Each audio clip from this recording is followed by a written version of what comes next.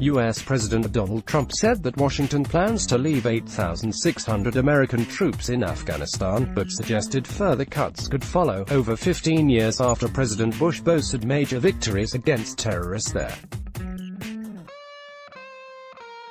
President Trump announced the possible drawdown on Thursday morning in an interview with Fox News' Brian Kilmeade. Even if an agreement is reached with the Taliban militants, there would be no complete reduction of the military personnel. Rather, the presence of U.S. troops in the country, now at around 14,000, will be cut by nearly 40%. We're going down 8,600 and then we make a determination from there, Trump said. Additional cuts could come later, but not a complete withdrawal. We're reducing that presence very substantially and we're going to always have a presence. We're going to have high intelligence.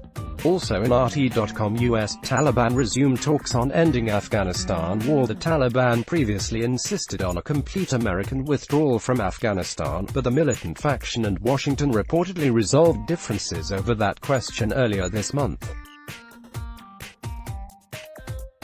The ninth round of negotiations between the two parties to end the 18-year-old war began in Qatar last week.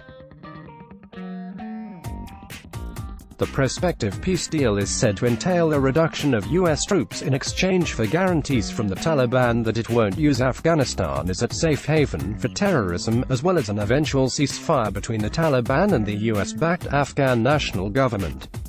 The 2001 U.S. invasion of Afghanistan came on the heels of the September 11th terrorist attacks, which left thousands dead and injured in New York, Washington, D.C. and Pennsylvania.